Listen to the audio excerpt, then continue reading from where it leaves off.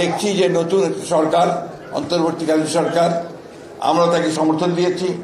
তারা চেষ্টা করছেন অতি দ্রুত কিছু কাজ শেষ করে এই নির্বাচনের দিকে যাওয়ার। কিন্তু এর মধ্যেই কতগুলো সন্দেহের সৃষ্টি হয়েছে মানুষের মধ্যে। সেই সন্দেহটা হচ্ছে যে আদৌ নির্বাচনটা এরা আন্তরিক কিনা। কারণ আছে এই সন্দেহ সৃষ্টি হওয়ার। তার মধ্যে গতকালই একটা খবর বেরিয়েছে, নিশ্চয়ই আপনারা দেখেছেন, যে স্থানীয় সরকার উপদেষ্টা যিনি আছেন তিনি বলেছেন ফ্যাসিস্টদের লোকেরা যদি কেউ মাপ চেয়ে নির্বাচনে অংশ নিতে চায় তাহলে তারা অংশ নিতে পারবে। এটা কি আপনারা মেনে নেবেন? তোমরা এটা মানবে? এর থেকে এটাই প্রমাণিত হয়েছে যে তারা এখন তাদের নিজেদের স্বার্থে ওই ফ্যাসিস্টদেরকেও তারা জায়গা দিতে চায়। আমি কথাটা এই জন্যই তুললাম, যেটা অনেককেই দেখলাম, আমি আপনারা ঠিক খেয়াল করেননি। এই কথাটা কালকে স্থানীয় সরকার উপদেষ্টা বলেছেন, হুইচ ইজ ডেঞ্জারাস।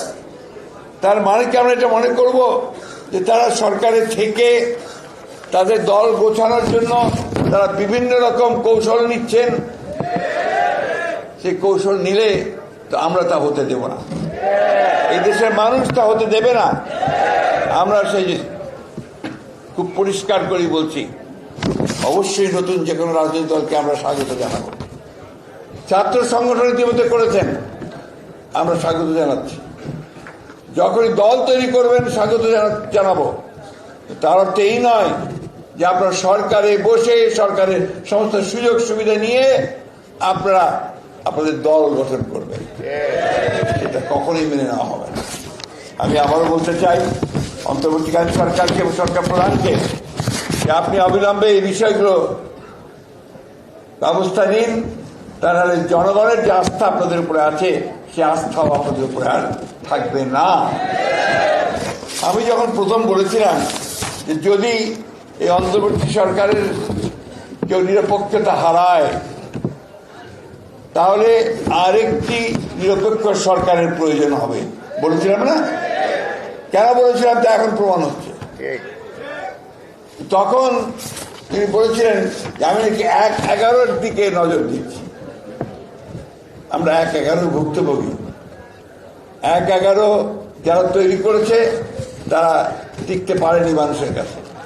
আবারও হুঁশিয়ার করে বলে দিতে চাই, যদি আবার কেউ সেই 1-11 কথা চিন্তা করেন, গণতন্ত্রকে বিসর্জন দিয়ে আবার সেই একদলীয় শাসন বা ফ্যাসিস্ট আন্দোলন, ফ্যাসিস্ট সরকারের দিকে যেতে চান, তাহলে কখনোই জনগণ তা মেনে নেবেন না।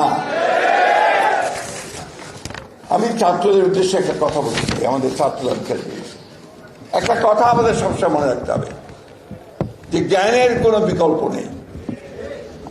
জ্ঞান চর্চাটাই হচ্ছে আমাদের মূল লক্ষ্য হতে হবে।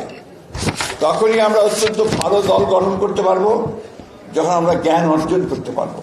আমরা গোটা পৃথিবীর ছাত্র রাজনীতির ইতিহাস জানতে পারবো, যখন পৃথিবীর রাজনীতির ইতিহাস জানতে পারবো, যখন আমরা বিভিন্ন পরীক্ষায় উত্তীর্ণ হয়ে কোয়ালিফাই করে আমরা রাষ্ট্র পরিচালনার দায়িত্ব নিতে পারবো। এই বিষয়গুলো কিন্তু আমাদেরকে সবচেয়ে বেশি গুরুত্ব দিতে হবে।